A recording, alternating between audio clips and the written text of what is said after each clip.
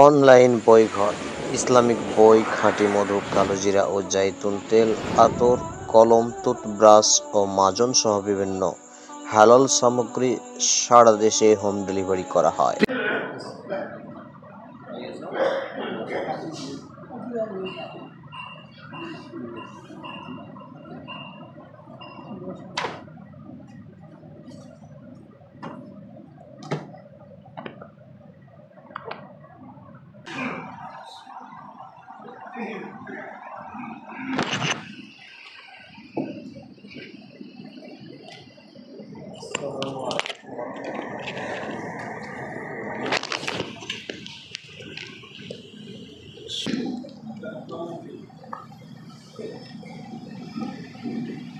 السلام عليكم ورحمة الله وبركاته.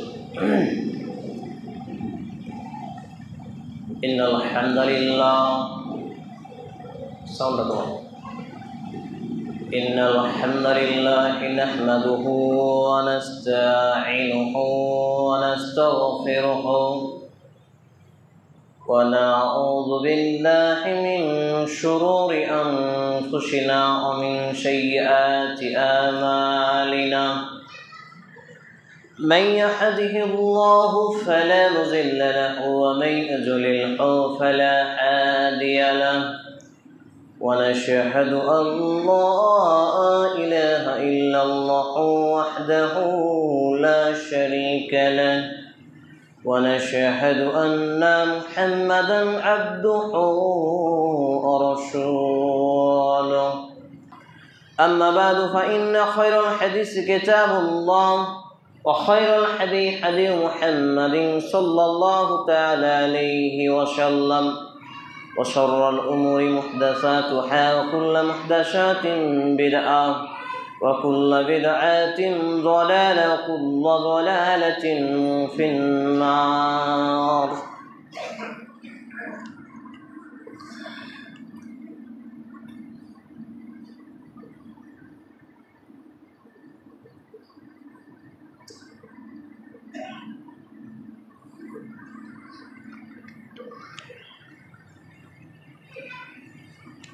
الحمد لله رب العالمين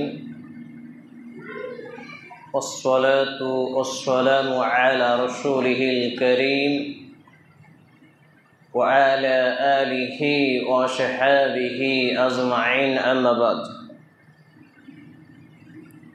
قال الله تعالى في كلامه المجيد والفرقان الحميد: أعوذ بالله السميع العليم من الشيطان الرجيم.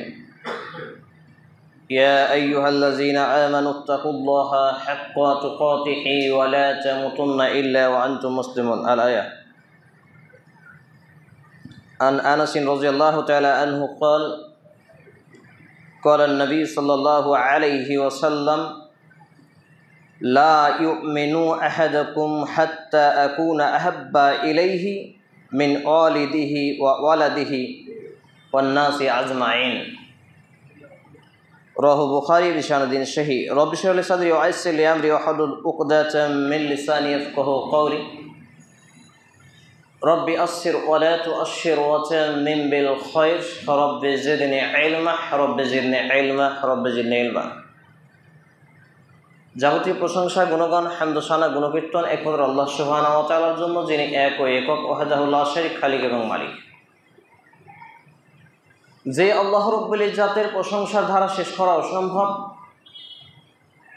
তারই প্রশংসা করত আন্তরিকতার সাথে ছোট্ট একটি ভাষা একযোগে একসাথে সুন্দরভাবে পুরুষ হিসেবে উচ্চস্বরে পাঠ করি। আসুন আমরা বলি আলহামদুলিল্লাহ।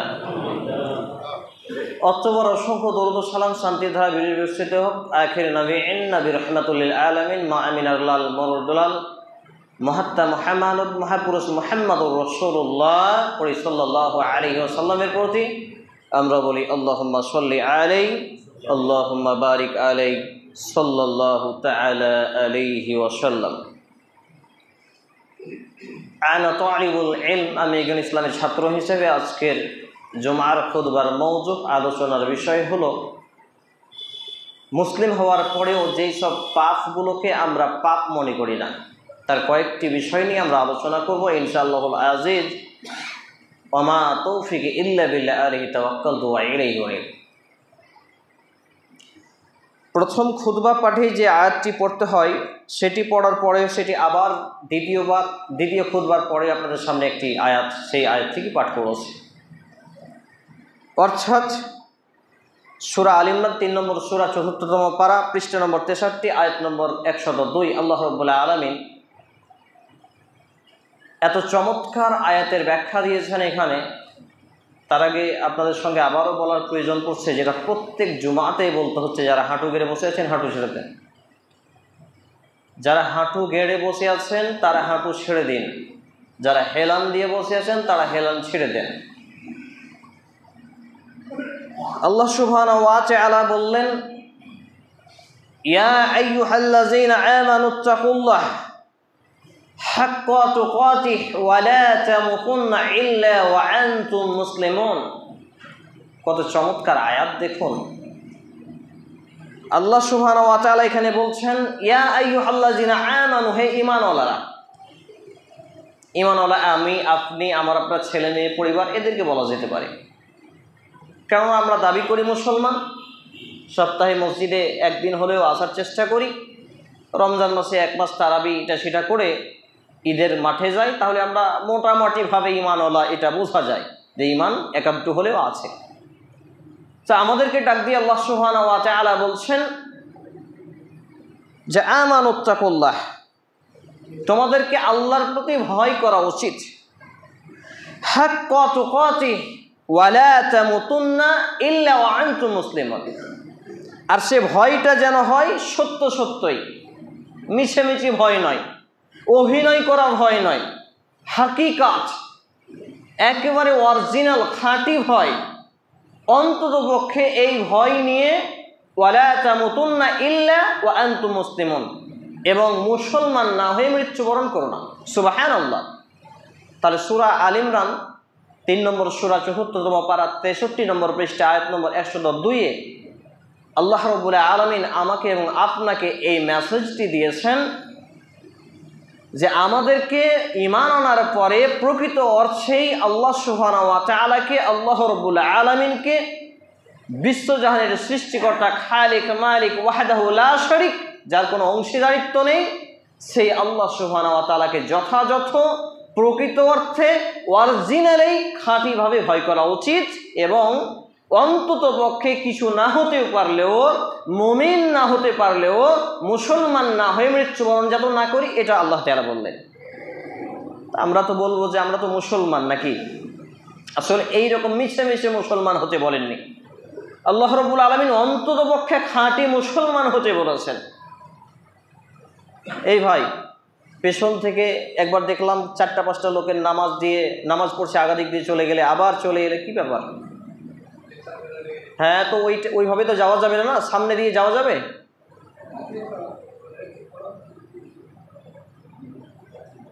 কেউ নামাজ পড়ছে, নামাজের সামনে দিয়ে যাওয়ার ব্যাপারে সহিহ আল বুখারী কিতাবুল আযান কিতাবুস সালাহ, সুনানে আবু দাউদ কিতাবুস সালাত একটি হাদিস বর্ণিত হয়েছে।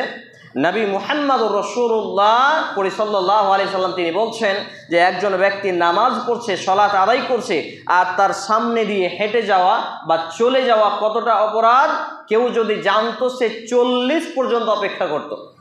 এ বলার পর আল্লাহ রাসূলের কাছ থেকে ইলমটা উঠিয়ে নেওয়া হয়েছে। সাহাবীরা জিজ্ঞেস করলেন, ইয়া রাসূলুল্লাহ, সেটা কি 40 ওয়াক্ত? সেটা কি 40 জুমা? সেটা কি 40 মাস? সেটা কি 40 বছর? তিনি বললেন, আল্লাহু আলাম, এই জ্ঞান আল্লাহ তাআলাই ভালো রাখেন, এই ব্যাপারে আমার আর কোনো জ্ঞান নেই। অর্থাৎ একজন ব্যক্তি সর্বোচ্চ 40 বছর দাঁড়ানো অপেক্ষা করবে, কিন্তু নামাজের সামনে দিয়ে চলে যাবে না। বলি নাউযুবিল্লাহি মিন যালিক। বুঝতে পারলাম কত ভয়ঙ্কর পাপ? অবশ্যই আমাদের এটা মাথায় রাখতে হবে। আর আরেকটি কথা, যারা নামাজ পড়ছেন তাদের আগাদিক দিয়ে হেঁটে চলে যাচ্ছে, আপনি কিছু বলছেন না। সহিহ বুখারী কিতাবুস সালাত একটি হাদিস রয়েছে, আপনার আগাদিক দিয়ে কেউ হেঁটে যেতে চাইলে আপনি তাকে বাধা দিন। নামাজ পড়ছেন, বাধা দিন। একবার, আবার যাচ্ছে 2 বার, আবার যাচ্ছে 3 বার। তৃতীয় দফায় নবী মুহাম্মদ রাসূলুল্লাহ সাল্লাল্লাহু আলাইহি সাল্লাম বলছে, সে যদি আবার যেতে চায় তার সাথে লড়াই করো, নামাজ অবস্থায় দিয়ে তাকে পরাস্ত করো, কিন্তু তোমার সামনে দিয়ে যেতে দিও না, কারণ সে হচ্ছে এখন প্রকাশ্য শয়তান। এই হাদিসটা যখন আমাদেরকে তালিম দেওয়া হলো, তা আমি আমার ওস্তাদকে বললাম, শাইখ আনোয়ারুল হক ফাইজি হাফেজাহুল্লাহ তাআলাকে, যে শাইখ, নামাজ অবস্থায় যদি আমরা বাধা দিতে, লোকে এত মূর্খ বলবে দেখো দেখো নামাজ পড়ছে আর ও হাত বাড়াচ্ছে। আসলে এইগুলো অজ্ঞতা। কিন্তু এই হাদিস প্রমাণ করে কেউ যদি আপনার সামনে দিয়ে যায়, আপনি তাকে বাধা দেবেন, প্রয়োজনে ধাক্কা দিয়ে দেবেন, এটা হচ্ছে বিধান। সম্মানিত উপস্থিতি ভাই এবং বন্ধুগণ, তাহলে আল্লাহ রাব্বুল আলামিন আমাকে এবং আপনাকে প্রকৃত অর্থে সত্য সত্যই ভয় করার কথা বললেন। তো যেই সকল পাপগুলোকে, এই যে ছেলেগুলো হেঁটে চলে আসছে, এখানে যারা বসছে তাদেরও সমস্যা রয়েছে। আপনি সেভাবে বসছেন কেন যে আপনার দুজনের ফাঁক দিয়ে চলে আসতে পারে? আপনি পুরোপুরি এমনভাবে বসুন যাতে পেছন থেকে খুতবা শুরু হওয়ার পরে কেউ আপনার কাঁধ দিকে না আসতে পারে। খুতবা শুরু হওয়ার আগে পর্যন্ত তবুও জায়েজ, তবে অনুত্তম, কিন্তু খুতবা শুরু হওয়ার আগে পরে একটা পিঁপড়ে যাতে আপনার দুপাশ দিয়ে হেঁটে না আসতে পারে। লোক আপনার কাঁধ ডিঙিয়ে আসছে, তাহলে আপনার বসানি হুঁশ হয় না যে কোথায় কিভাবে বসতে হবে। আবার কথা বলাতে কিছু লোকের খুবই মাথা ব্যথা শুরু হয় যে আপনি হুঁশ খুঁজেন, অমুক তমুক বিভিন্ন শব্দ। তাহলে আপনি সিস্টেমেটিক জানবেন না, বিধান জানবেন না, সব কিছু আপনাকে আমাকে শিখিয়ে দিতে হবে। তাহলে আপনার বাপ মাই কি শিখিয়েছিল আর আপনি নিজেই কি শিখলেন জীবনে? সম্মানিত উপস্থিতি ভাই এবং বন্ধুগণ, তো যেই সকল পাপগুলোকে আজকে আমরা মুসলমান হওয়ার পরেও পাপ মনে করি না, আসুন আমরা জেনে নিই। লুকমান বলে একজন ব্যক্তি তার ছেলেকে কি উপদেশ দিয়েছিল। তিনি বলছেন, ইয়া বুনাইয়া আকিমিস সালাতা ওয়া আমরু বিল মারুফ ওয়া নাহি আনিল মুনকার ওয়াসবির আলা মা আসাবাকা ইন্না যালিকা মিন আযমিল উমুর। লোকমান নামের একজন ব্যক্তি তার সন্তানকে, তার ছেলেকে উপদেশ দিচ্ছেন, হে আমার বৎস, কলিজার টুকরা সন্তান, আমার ছেলে শোনো, আকিমিস সালাত, সালাত কায়েম করো। তাহলে আমরা আমাদের ছেলে মেয়েদেরকে কখনো বলেছি আকিমিস সালাত, সালাত কায়েম করো? বেটা তুমি নামাজ না পড়লে তোমার পিঠে চামড়া তুলে দেব, বেটা তুমি নামাজ না পড়লে তোমাকে খেতে দেবো না, বেটা তুমি নামাজ না পড়লে তোমাকে বাড়ির জমি জায়গার ভাগ দেবো না। এসব তো আমরা ব্যবহার করি না। কিন্তু মাস গেলে 2000, 4000, 5000 টাকা উপার্জন না করলে আমরা লোক ডাকি, বিচার ডাকি, ছেলেটা আমার বেয়ারা হয়ে গেছে, অমুক তমুক। কিন্তু আমার ছেলে নামাজ পড়ে না, এর জন্য আমার এবং আপনার কোনো মাথা ব্যথা নেই। তাহলে মুসলমান হয়ে আপনি এত বড় একটা বৃহৎ পাপ করছেন, আপনি নিজে করছেন, আপনার ছেলে মেয়ে করছে, আপনার এখন পর্যন্ত কমন সেন্সই জাগ্রত হলো না যে আপনি পাপ করছেন। অথচ এটা এত বৃহৎ পাপ যে সালাত ত্যাগকারীকেও বলা হয়েছে শিরককারী। অর্থাৎ যে ব্যক্তি নামাজ পড়লো না, নামাজ ছেড়ে দিল, সে এখন মুশরিক হয়ে গেল। সূরা আর-রুম আয়াত নম্বর 31, আকিমিস সালাতা ওয়ালা তাকুনু মিনাল মুশরিকিন, সালাত কায়েম করার মুশরিকদের অন্তর্ভুক্ত হয়ে না। তাহলে নামাজ যে ব্যক্তি ছেড়ে দেয় সে ব্যক্তি মুশরিক হয়ে যায়, নাউযুবিল্লাহি মিন যালিক। এবং সাহাবায়ে কিরাম রাদিয়াল্লাহু তাআলা আনহুম গয়নের ঐক্যমতে বিধান ছিল যে নামাজ ছেড়ে দেওয়া ব্যক্তি কাফির, নাউযুবিল্লাহি মিন যালিক। সম্মানিত উপস্থিতি ভাই এবং বন্ধুগণ, অতঃপর তিনি বললেন যে ওয়া আমরু বিল মারুফ ওয়া নাহি আনিল মুনকার, তুমি মানুষকে ভালো কাজের আদেশ করবে আর মন্দ কাজের নিষেধ করবে। এখন আমি আর আপনি সবাই কিন্তু ভালো কাজের আদেশ করি না? একটা ছেলে নামাজ পড়ে না, আপনার ছেলে না হলে অন্যের ছেলে যদি হয় তা আপনি বলবেন যে এই ছেলে নামাজ পড়ো। একটা লোক নামাজ পড়তো, আপনার বন্ধুতারই সম্পর্ক, নামাজ ছেড়ে দিয়েছে, আপনি তাকে বলেন নামাজ পড়ো। এই ব্যক্তিকে আপনি ভালো কাজের আদেশ করেন, আমি করি, এখানে বাধা আসে না। কিন্তু আমরু বিল মারুফ, ভালো কাজের আদেশ করলে তেমন বাধা আসে না। ওয়া নাহি আনিল মুনকার, কিন্তু খারাপ কাজে নিষেধ করলে বাধা আসবেই। উদাহরণস্বরূপ, আপনার বাড়ির পাশে একটা কেউ ডিজে বাজাচ্ছে, বিয়েতে নাচ গান হচ্ছে, আপনি শুধু বাধা দিয়েই দেখেন আপনার কি বাধা আসে, আপনি শুধু এই অন্যায়ের প্রতিবাদ করেই দেখেন কি বাধা আসে।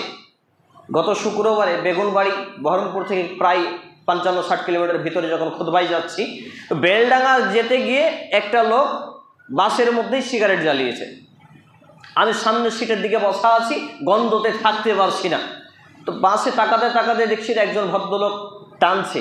তা আমি আবার নো স্মোকিংয়ের লেখা করছি যে কোথায় ধূমপান নিষেধ লেখা আছে, দেখি দরজার উপরেই লেখা আছে। আমি বললাম যে বাসের মধ্যে আপনি ধূমপান করছেন, আপনার বিবেক বলে কিছু আছে?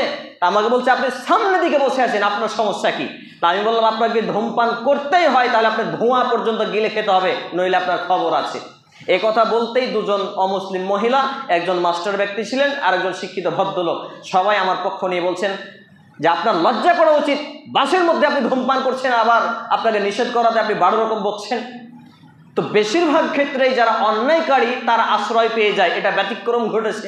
অতঃপর ওই মহিলাটা বলল যে আমি এটা রেগুলার যাত্রী, এই বাসে ট্রাভেল করি, তো প্রতিনিয়ত আমি দেখি কন্ট্রাক্টর নিজেই বাসের মধ্যে বিড়ি খায়, এটা আগে লেখাটা মিটিয়ে দেওয়া উচিত তাদের।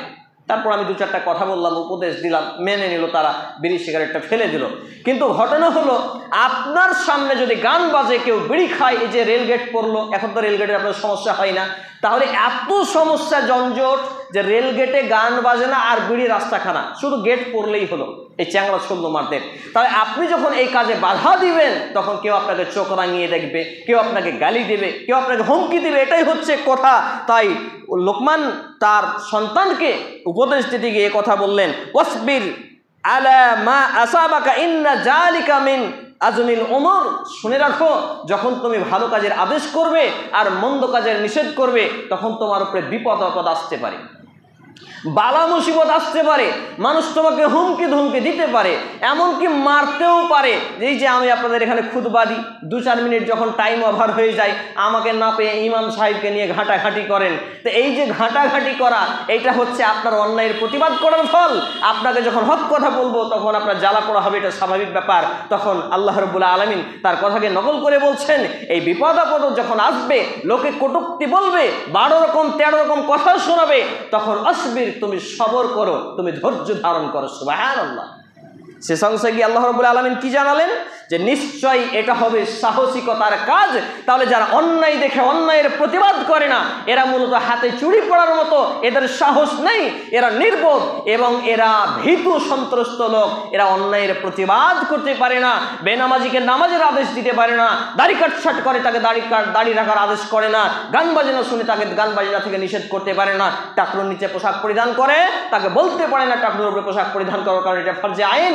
এই কথা যারা বলতে পারে না, এটা হচ্ছে ওয়াসাহুসি লোক, এরা হচ্ছে ভীতু লোক, এরা হচ্ছে কাপুরুষ লোক। কোরআনের ভাষায়, এই আয়াতের ভাষায় সূরা আল-লুকমান 31 নম্বর সূরা 21তম পারা 412 নম্বর পৃষ্ঠা আয়াত নম্বর 17-তে আল্লাহ রাব্বুল আলামিন এই কথা জানিয়েছেন।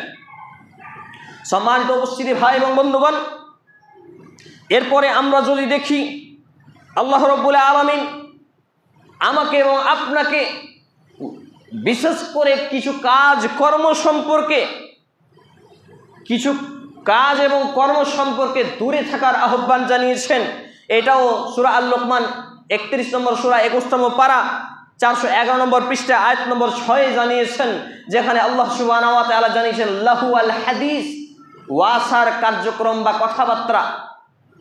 এর মধ্যে 1 নম্বরে আসবে গান এবং বাজনা। অর্থাৎ যারা গান এবং বাজনা শুনে এরা লাহু আল হাদিসের অন্তর্ভুক্ত, এটা অযথা অপকর্মের অন্তর্ভুক্ত। প্রত্যেকটা বাড়িতে আজকে অ্যান্ড্রয়েড মোবাইল, শুধু প্রত্যেকটা বাড়িতে নয়, প্রত্যেকটা বাড়ির মধ্যে 5টা 6টা 7টা 8টা পর্যন্ত মোবাইল, যটা সদস্য তটা মোবাইল। প্রত্যেকটা মোবাইলে মাস গেলে 300 টাকা সর্বনিম্ন, 249 টাকা 299 টাকা রিচার্জ হয়। ওই বাড়িতে একটা মিসকিন গেলে 10 টাকা ভিক্ষা পায় না, ওই মসজিদের আন্ডারে একটা মুসাফির এলে 1 গ্লাস পানি পান করতে পায় না। এর থেকে লজ্জা, এর থেকে আর হতভাগা পূর্ণ সমাজ আর কে বা কে হতে পারে? সম্মানিত উপস্থিতি ভাই এবং বন্ধুগণ, অথচ মাস গেলে যেই ছেলেটা 300 টাকা 400 টাকা রিচার্জ করে গান বাজনা, Free Fire, PUBG, Ludo, crime আর বিভিন্ন রকমের অপকর্মে জড়িত থাকে, মুসলমানের বাচ্চা দাবি করার পরেও এর থেকে খারাপ কাজ, এর থেকে লাহু আল হাদিস আর কি হতে পারে? সম্মানিত উপস্থিতি ভাই এবং বন্ধুগণ, তাহলে আমাদের সমাজে মুসলমান দাবি করার পরেও যেই সব কর্মগুলোকে মানুষ পাপ মনে করে না, অন্যায় মনে করে না, অথচ এগুলো জাহান্নামে যাওয়ার কারণ। সম্মানিত উপস্থিতি ভাই এবং বন্ধুগণ, আল্লাহ রাব্বুল আলামিন এক ধাপ এগিয়ে গিয়ে বলছেন, ইজ ক্বালা লাহু রাব্বুহু আসলিম ক্বালা আসলামতু লিরাব্বিল আলামিন। স্মরণ করো যখন ইব্রাহিম আলাইহিস সালাম তার প্রতিপালক তার উপরে আদেশ করলেন, বললেন ইজ ক্বালা লাহু রাব্বুহু আসলিম, তুমি অনুগতশীল হও, মুসলিম হও, তখন ইব্রাহিম আলাইহিস সালাম বলেছিলেন ক্বালা, তিনি বললেন আসলামতু লিরাব্বিল আলামিন, আমি বিশ্বজাহানের প্রতিপালকের অনুগতশীল বান্দা হলাম, অর্থাৎ আমি মুসলমান হলাম। তাহলে আমি এবং আপনি কি এখন পর্যন্ত প্রকৃত অর্থে মুসলমান হতে পেরেছি নাকি ভোটার কার্ড, আধার কার্ড সহ বিভিন্ন ডিজিটাল কার্ডে আমরা মুসলমান পরিচয় বহন করেই যথেষ্ট মনে করছি? আমাকে এবং আপনাকে এই প্রশ্ন নিজেকে করা প্রয়োজন। এটি রয়েছে সূরা আল বাকারা 2 নম্বর সূরা, প্রথমতম পারা 20 নম্বর পৃষ্ঠা, আয়াত নম্বর 131-এ। সম্মানিত উপস্থিতি, ভাই এবং বন্ধুগণ, এবং যেই সব কর্মগুলোকে আমরা পাপ মনে করি না, তার প্রাথমিক লেভেলে আমি যেটুকু গবেষণা হিসেবে পেয়েছি সেটা হচ্ছে কোরআন এবং হাদিসের পর্যাপ্ত পরিমাণ বেসিক ইলম নলেজ হাসিল না করা, স্টাডিজ না করা, পড়াশোনা না করা, গবেষণা না করা। কারণ ইকরা বিসমি রাব্বিকাল্লাযী খলাক দিয়ে শুরু হয়েছে কোরআন, এবং তুআলাবুল ইলমি ফারিজাতুন আলা কুল্লি মুসলিম দিয়ে নবী মুহাম্মদুর রাসূল সাল্লাল্লাহু আলাইহি সাল্লাম জানিয়েছেন যে এই দ্বীন ইসলামের ইলমকে তলব করা ফরজ করা হয়েছে। অতএব একজন মুসলমান হিসেবে সর্ববৃহৎ পাপ করার পরেও যে পাপ আমরা মনে করি না, অথচ জাহান্নামে যাওয়ার কারণ হিসেবে এইগুলো দাঁড়াবে, সেটা হচ্ছে কোরআন এবং হাদিসের বেসিক ইলম জানকারি অর্জন না করা। মসজিদে ঢুকবো, কিভাবে ঢুকবো, মসজিদে এসে বসবো, কিভাবে আসবো, মসজিদে বের হব, কিভাবে বের হব, মসজিদে কথা বলবো, কিভাবে কথা বলবো। অনেকেই সারি সারি হয়ে উজু করতে বসে। আপনাদের এই মসজিদের কথা আমি জানি না, যেহেতু সোশ্যাল মিডিয়ায় যাবে, বিভিন্ন মসজিদে যত গল্প, সব মসজিদে গিয়ে যত গল্প অজু করতে বসে, যত গল্প সব অজু করতে বসে। আর সামনে যদি জামাতও চলছে, তখন এদের গল্পের কারণে ইমাম সাহেব রাকাত পর্যন্ত ভুলে যাচ্ছে, অথচ এইসব লোক জানেই না যে এটা পাপ। এই জন্য উমর ইবনুল খাত্তাব রাদিয়াল্লাহু তাআলা আনহু কি করতেন জানেন? যারা মসজিদে ঢুকে কথা বলতেন তাদের ঘাটটাকে ধরে মসজিদ থেকে বের করে দিতেন, দূরে একটা দাগ টেনে দিতেন, বলতেন এই এরিয়ার বাইরে গিয়ে কথা বলে এসো, তোমার কথা শেষ হবে তারপরে মসজিদে ঢুকবে। আমরা করি এগুলো? আমরা তো মসজিদের মধ্যেই ক্যাসেট চালু করে দিই। আমাদের গল্প তো যত গল্প মসজিদের মধ্যে, পাশে দেখছেন একটা লোক নামাজ পড়ছে, অথচ আপনি গল্প করছেন। অথচ আপনার পাশে যদি কেউ সালাত আদায় করে, নামাজ পড়ে, আপনি জোরে জোরে কোরআন পর্যন্ত তেলাওয়াত করতে পারেন না, এটা বিধান? তাহলে দ্বীন ইসলামের বেসিক ইলম অর্জন না করা হচ্ছে জাহান্নামে যাওয়ার একটি কারণ এবং বৃহৎ পাপ। নাম্বার 2, তাওহীদের জ্ঞান অর্জন ও বাস্তবায়ন না করা। আল্লাহু আকবার, লা হাওলা ওয়ালা কুওয়াতা ইল্লা বিল্লাহ। এই তাওহীদ বিষয়ে কথা বলতে গিয়ে গায়ের লোম ভাবিয়ে যায়। তাওহীদ কি? শব্দটার সঙ্গেই পরিচিত নয় আজকের নামধারী মুসলমানদের 1995 জন মুসলমান। আলেমদের মধ্যে তাওহীদের বিষয়ে জ্ঞান নেই, আলোচনা তেমন নেই, খুতবাতে আলোচনা হয় না, জুমার খুতবায় আলোচনা হয় না, বক্তব্যে আলোচনা হয় না, জালসায় আলোচনা হয় না, ইজতেমাগুলোতে সামথিং আলোচনা হয় তাওহীদ নিয়ে। অথচ যে তাওহীদ ছাড়া একজন ব্যক্তি নিজেকে মুসলমান পরিচয় দিতে পারে না, আর এর বাস্তবায়ন ছাড়া সে ব্যক্তি মুসলমান হতে পারে না। এই তাওহীদের জ্ঞান হয়তো আমার মতো ব্যক্তিরা যারা খুতবা দেয় তাদেরও খুব কম আছে। তাওহীদের জ্ঞান অর্জন এবং এর বাস্তবায়ন না করা হচ্ছে সবথেকে বড় পাপগুলোর একটি পাপ, এবং এটা জাহান্নামে যাওয়ার কারণও বটে। নাম্বার 3, শিরকের জ্ঞান অর্জন এবং তার বিরুদ্ধাচরণ না করা। শিরক কি? শুধু আমরা আয়াত পড়ে দিয়েছি যে লোকমান তার ছেলেকে বলেছিল, ইয়া বুনাইয়া লা তুশরিক বিল্লাহ ইন্নাশ শিরকা লাযুলমুন আযীম। হে আমার কলিজার টুকরা সন্তান, তুমি আল্লাহর সাথে কাউকে শরীক করো না, নিশ্চয় শিরক হচ্ছে সবথেকে বড় জুলুম। বাস শেষ। কিন্তু শিরক আমাদের কথায়, আমাদের বার্তায়, আমাদের উঠায়, আমাদের বসায়, আমাদের আকীদায় পর্যন্ত শিরক রয়েছে। কিভাবে জানেন? যদি আমি এই গাড়িটাতে না আসতাম, ওই গাড়িটাতে যেতাম, আমার জানটা চলে যেত, গাড়িটাই অ্যাক্সিডেন্ট হয়ে গেল, আস্তাগফিরুল্লাহ। এটা যে শিরক। ডাক্তার ভালো তাই আমি সুস্থ হয়ে গেলাম, ওষুধ ভালো তাই আমি তাড়াতাড়ি সুস্থতা পেলাম, এইগুলো যে শিরক। এই বিভিন্নভাবে আমরা দিবারাত্রি শিরকের সঙ্গে ডুবে থাকি, অথচ আমরা নিজেদেরকে মুসলমান দাবি করি, আর শিরককারী হচ্ছে কাফের মুশরিক, আর মুশরিক ব্যক্তি জান্নাতে যাবে না জাহান্নামে যাবে। তাহলে শিরকের জ্ঞান অর্জন, কোন কোন কথাটা, কোন কোন কাজটা শিরক। শুধু মাজারে যাওয়া, কবরে সাজদা করা, মূর্তি পূজা করাই শিরক নয়, আরও কথাবার্তা লেনদেনের মধ্যেও শিরক রয়েছে। এই শিরক, সকাল সকাল দোকান খুলেছেন, আর দোকান খুলে একটা কাস্টমার ধার চাইতে এলো, আপনি বললেন আছে কার মুখ দেখেছে ঘুম থেকে উঠেছিলাম, এটা যে শিরক। চারিদিক মিলিয়ে শিরকের মধ্যে আমরা হাবুডুবু খাচ্ছি, অথচ আমরা নিজেদেরকে মুসলিম দাবি করছি, কবে কবে ভিতর ভিতর মুশরিক হয়ে আছি। শিরকের ভয়াবহতা থেকে বাঁচতে হবে, এর বৃদ্ধাচরণ করতে হবে। এগুলো না করতে পারলে আমি এবং আপনি সব থেকে বড় পাপীদের মধ্যে পড়ে যাব এবং আমার এবং আপনার স্থান হবে জাহান্নাম। শিরক সম্পর্কে আল্লাহ সুবহানাহু ওয়া তাআলা কুরআনুল কারীমে 22টি জায়গায় আয়াত নাজিল করেছেন। তার সংক্ষিপ্ত শুধু জাস্ট রেফারেন্সটা আপনাদেরকে দিয়ে আলোচনা গুটিয়ে ফেলবো। সেটা হচ্ছে সূরা আল লোকমান 31 নম্বর সূরার 13 নম্বর আয়াত, সূরা আল মাইদা 5 নম্বর সূরা 72 নম্বর আয়াত, সূরা আল আনাম 6 নম্বর সূরা 88 নম্বর আয়াত, সূরা আল জুমার 65, সূরা আন নিসা 48, এছাড়াও সূরা আল আরাফ 138, সূরা আল বাকারা 102 এবং 270, সূরা আন নিসা 51, আরাফ 107 এবং ইয়াসিন 18 এবং 19, সূরা হুদ আয়াত নম্বর 16 এবং 17, সূরা আনামের 165, সূরা আল কাউসার 2, সূরা জিন 6, সূরা ইউসুফ আয়াত নম্বর 106 107, সূরা আনকাবুত 29 নম্বর সূরা 17 এবং সূরা আল আহকাব 5 নম্বর আয়াত, সূরা নামাল 65 নম্বর আয়াত। এছাড়াও বিভিন্ন আয়াতে কারিমে রয়েছে যেখানে আল্লাহ রাব্বুল আলামিন শিরক সম্পর্কে সতর্ক করেছেন। আপনারা এই রেফারেন্সগুলো থেকে বাংলা অনুবাদ কোরআন পড়ে এ থেকে বুঝতে পারবেন। সম্মানিত উপস্থিতি ভাই এবং বন্ধুগণ, এবং শিরকের লিস্ট সম্পর্কে নবী মুহাম্মদুর রাসূলুল্লাহ সাল্লাল্লাহু আলাইহি সাল্লাম ভয়ঙ্কর ভয়ঙ্কর হাদিস বর্ণিত হয়েছে যেখানে ছবি ও মূর্তি অঙ্কন করা হচ্ছে শিরক। আজকে আমার এবং আপনার ছেলে মেয়ে স্কুল কলেজ ইউনিভার্সিটিতে পড়ে, যেখানে ছবি অঙ্কন না হলে চলেই না নাকি। আমি তো আমার ছেলে মেয়েকে বলেছি, বেটা বেটি পরীক্ষাতে নাম্বার কম ফেল করে দাও, কিন্তু ছবি আঁকবা না। বলে দিবা যে আব্বু বলেছে যে যেই যার প্রাণ রয়েছে তার ছবি অঙ্কন করা হারাম, অতএব আমি মুসলিম, আর আমি মুসলিম চিররণবীর মরণকে করি না ভয়, আমি মুসলিম চিররণবীর মরণকে করি না ভয়। মরলে শহীদ, বাঁচলে গাজী, আমার উভয় সমান। আমার জেল যতটুকু, আমার সেল ততটুকু, আমার বেঁচে থাকা যতটুকু, আমার মরে যাওয়া ততটুকু। কে কি করলো আর কে কি বললো কোনো পরোয়া না করে, বেটা এই ছবি অঙ্কন করবা না, আম্মু ছবি অঙ্কন করবা না বলাই আছে। এবং আমাকে বলছে যে আব্বু অমুক স্যার আমাকে বলছে ছবি অঙ্কন না করলে স্কুলে আসতে দেব না, ওকে বলে দিবা তোমার স্কুলেই পড়াবে না আব্বু। সম্মানিত উপস্থিতি ভাই এবং বন্ধুগণ, কারণ এখানে পাপ করে জান্নাত হারানোর কোনো সুযোগ নেই।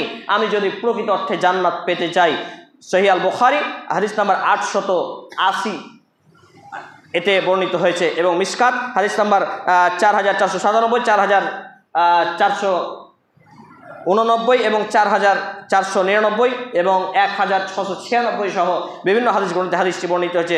সম্মানিত উপস্থিতি ভাই এবং বন্ধুগণ, এবং রোগ মুক্তির আশায় আমরা যে হাতে বিভিন্ন কালো বালা, অনেকে ধাগা, অনেকে কিছু বাঁধি, মাঝে মাঝে মানুষকে বলি যে এটা কেন, তো বলছে কবজিতে ব্যথা হচ্ছে। আরে কবজি জিকির আজগার করতে পারে, রগ শিরা উপশিরা আল্লাহ, ব্যথা হতে পারে। আপনি এইভাবে রানিং করেন, হাত পাখা ঘুরান, হ্যাঁ, তারপর সূরা ফাতিহা, ইখলাস, ফালাক, নাস এই নিজে নিজেই দিয়ে ফুঁক মারেন, এগুলো পড়ার পরে ইনশাল্লাহ ঠিক হয়ে যাবে। হাতে কোথায় কালো ধাগা, আর কোথায় বালা, আর কোথায় আংটি, আর কোথায় তাবিজ, কত কি আমরা ব্যবহার করি, এইগুলো সবই হচ্ছে শিরক। এইসব ব্যাপারগুলো থেকে বিরত থাকতে হবে। আরও অনেকগুলো বিষয় রয়েছে, এবং 4 নম্বর পয়েন্ট হিসেবে আমরা যেটা পাই সেটা হচ্ছে সুন্নাতের বাস্তবায়ন না করা আর সুন্নাতের বিরুদ্ধাচরণ করা। আমাদেরকে যদি বলা হয় যে শুনুন, নামাজের কাতারের ব্যবধান হচ্ছে 3 হাত 3.5 হাত, এটা হচ্ছে সুন্নাত, কেউ কেউ ওয়াজিবও বলেছেন, যেহেতু এটা সলাতের ব্যাপার, কিন্তু এটাতে আমরা বিরুদ্ধাচরণ করি এবং এটা বাস্তবায়ন করি না, তাহলে এইগুলো বড় পাপের আওতাভুক্ত। তারপর বিদআত বর্জন এবং বিদআতের বিরুদ্ধাচরণ না করা। আপনি জানেন সম্মিলিত মোনাজাত করা বিদআত, আপনি আপনার পক্ষে কবরস্থানে জানাজা দাফনের পরে সম্মিলিত মোনাজাত বিদআত, আপনি বলছেন অমুক মৌলবি অমুক হুজুর বলেছে, এই বিভিন্নভাবে, এমনকি জানাজার নামাজে জুতা স্যান্ডেল খুলে দেওয়া বিদআত। বলবেন নতুন ফতোয়া জানলাম, বিগত 17 বছর যাবত বলে আসছি, আপনাদের এখানে হয়তো বলিনি। তাহলে এইগুলো আমরা না জেনে বলছি, এতদিন ধরে ভুল করে এলাম। আপনার জুতাতে গু, ময়লা, মাটি, কাদা, গোবর লেগে আছে, কোনো একটা পরিষ্কার জায়গায় 3 বার ঘষা দেন, ওটা পবিত্র হয়ে গেল। এখন জানাজা পড়বেন, জুতা পরে পড়বেন। যদি জুতা খুলতে হয় জানাজার পায়ের তলে নয়, অনেক দূরে, কবরস্থানের বাইরে দূরে, জানাজার জায়গার দূরে থেকে রেখে আসবেন, দিয়ে যে খালি পায়ে গিয়ে পড়বেন। কিন্তু এই 2 পায়ের মাঝে রাখছেন আর জুতা পরে পড়ছেন না, এটাকে আল্লামা নাসিরুদ্দিন আলবানী রাহিমাহুল্লাহ বিদআত বলেছেন। এবং মদ, জুয়া, লটারি, বিভিন্ন নেশাজাত দ্রব্যে ডুবে থাকা ব্যক্তি, মদ, জুয়া, লটারি সহ বিভিন্ন কিছুতে, এবং 7 নম্বর, এবং মদ পান করা, উৎপাদন করা, বিক্রি করা, গান বাজনা, বাদ্যযন্ত্র ব্যবহার করা, আর জেনা ব্যভিচারে লিপ্ত হওয়া, এবং আল্লাহর দেওয়া নিয়ামত এইগুলোর অপব্যবহার করা, এবং 10 হচ্ছে সোশ্যাল মিডিয়ায় আধুনিক প্রযুক্তি পেয়ে যা ইচ্ছা তাই করা। এই 10টি পয়েন্ট, যেটা প্রায় 2.5-3 ঘন্টা আলোচনার প্রয়োজন। তো আমি যেহেতু ছোট্ট মানুষ, তেমন জ্ঞানও রাখি না, জাস্ট এইটুকু আপনাদের বলতে চাই যে এই 10টি পয়েন্ট হলো যে মুসলমান হিসাবে এত বড় বড় পাপ করেও আমরা যেগুলোকে পাপ মনে করি না, অথচ এই 10টি পয়েন্টের মধ্যে আমরা যদি একটিতে ডুবে থাকি, হয়তো বা আমাদের জাহান্নাম হয়ে যেতে পারে। অতএব আমাকে এবং আপনাকে সতর্কতা অবলম্বন করতে হবে। রাসূল সাল্লাল্লাহু আলাইহি সাল্লামকে ভালোবেসে, মুহাম্মদুর রাসূলুল্লাহ সাল্লাল্লাহু আলাইহি সাল্লামের আদর্শে আদর্শিত জীবন গঠন করে, আমি যে হাদিসটি আপনাদের সামনে পাঠ করেছিলাম, আনাস রাদিয়াল্লাহু তাআলা আনহু قال النبي صلى الله عليه وسلم لا يؤمن أحدكم হাত্তা আকুনা আহাব্বা ইলাইহি মিন ওয়ালিদিহি ওয়া ওয়ালাদিহি ওয়ান নাসি আজমাইন। আনাস ইবনে মালিক রাদিয়াল্লাহু তাআলা আনহু তিনি বলছেন, নবী মুহাম্মদুর রাসূলুল্লাহ সাল্লাল্লাহু আলাইহি সাল্লাম বলেছেন যে সেই ব্যক্তি কখনোই মুমিন নয়, প্রকৃত মুমিন নয় সে ব্যক্তি, লা ইউমিনু, সে ব্যক্তি কখনো মুমিনই নয়, যেই ব্যক্তি যতক্ষণ না পর্যন্ত আমি অর্থাৎ মুহাম্মদ সাল্লাল্লাহু আলাইহি সাল্লাম, তার পিতামাতা, তার সন্তান সন্ততি, তার নিজের জান এবং মাল সর্বাধিক প্রিয় পাত্র, সর্বাধিক ভালোবাসার বস্তু না হয়ে, সুবহানাল্লাহ। তাহলে সবার আগে, সম্পর্কের আগে, বাপ মায়ের সম্পর্কের আগে, ছেলে মেয়ের সম্পর্কের আগে, বাপ মায়ের খাওয়া পড়ার আগে, ছেলে মেয়ের খাওয়া পড়ার আগে, নিজের জান ও মালেরও আগে যার ভালোবাসা আমার এবং আপনার অন্তরে রাখতেই হবে, নইলে আমরা মুমিন হতে পারবো না, জান্নাতে যেতে পারবো না, জাহান্নাম থেকে বাঁচতে পারবো না। সেই ব্যক্তিটার নাম হলো মুহাম্মাদুর রাসূলুল্লাহ সাল্লাল্লাহু আলাইহি ওয়াসাল্লাম। অথচ আমরা হতভাগা মুসলমান। হাদিসটি বর্ণিত কিতাবুল ঈমান 2 নম্বর অধ্যায়ের সহিহ আল বুখারী হাদিস নাম্বার 15, আধুনিক প্রকাশের হাদিস নাম্বার 14 এবং ইসলামিক ফাউন্ডেশন হাদিস নাম্বার 14, এছাড়াও মুসনাদে আহমদ হাদিস নাম্বার 12214 ক্রমিক নম্বরে হাদিসটি বর্ণিত হয়েছে। সম্মানিত উপস্থিতি ভাই এবং বন্ধুগণ, এতক্ষণে আমরা বুঝতে পারলাম যে সর্বাধিক রাসূল সাল্লাল্লাহু আলাইহি সাল্লামকে ভালোবেসে আমাকে এবং আপনাকে এই যতগুলো পাপ আমরা দিবারাত্রি করে চলেছি, বিশেষ করে যে 10টি পয়েন্ট আমরা আলোচনা করলাম, এগুলো থেকে আল্লাহ রাব্বুল আলামিন আগে আমাকে, অতঃপর উপস্থিত ভাই এবং বন্ধুগণকে বাবা জীবনকে মেনে চলার তৌফিক নসিব করুন। আমরা বলি আল্লাহুম্মা আমিন। হে আল্লাহ রাব্বুল আলামিন, আমরা যেন প্রত্যেকেই পরবর্তী সলাতুল আসর থেকে নিজেকে নামাজি হিসাবে গড়তে পারি, নামাজি বানাতে পারি। আল্লাহ তাআলা আপনি আগে আমাকে, তারপর ভাই এবং বন্ধুগণ বাবা জীবন থেকে সেই আমল, সেই ঈমান দান করুন। আমরা বলি আল্লাহুম্মা আমিন। হে আল্লাহ রাব্বুল আলামিন, আমরা যারা এখানে উপস্থিত হয়েছি, আমাদেরকে যারা অসুস্থ আছি প্রত্যেকেই আমাদেরকে শেফায়ে কামিলা আজিলা দিন। আমরা বলি আল্লাহুম্মা আমিন। হে আল্লাহ রাব্বুল আলামিন, আমাদের মধ্যে যারা অভাবী রয়েছে, আমাদের অভাব মুক্ত হালাল জীবিকা নির্বাহ করার তৌফিক নসিব করুন। আমরা বলি আল্লাহুম্মা আমিন। হে আল্লাহ রাব্বুল আলামিন, এখানে উপস্থিত হওয়া প্রত্যেকেই কেউ বা কেউ আত্মীয় স্বজন আমরা হারিয়েছি, বাপ মা, ভাই বোন, নানা নানি, অনেককেই অনেক কিছু হারিয়ে দিয়েছে। আল্লাহ, যে বা যারাই আমাদের মধ্যে থেকে মুসলমান হয়ে মৃত্যুবরণ করেছে, আল্লাহ আপনি তাদের জীবনের ভুল ত্রুটি ক্ষমা করুন, তাদের কবরের শান্তি বিছানা বিছিয়ে দেন, তাদেরকে জান্নাতুল ফেরদাউস নসিব করুন। আমরা বলি আল্লাহুম্মা আমিন। এ দাবি, এ দোয়া, এ দরখাস্ত মহান আল্লাহ সুবহানাহু ওয়া তাআলার সামনে রেখে আমরা আমাদের জুমার খুতবার আলোচনা এখানেই জানাচ্ছি।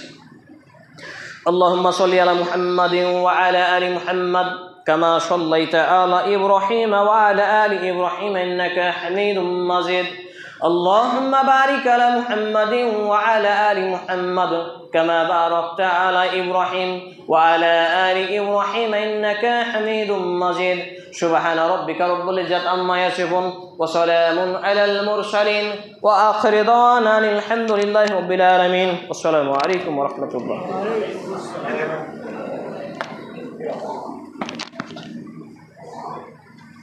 এটা ছেড়ে দিয়ে দেন।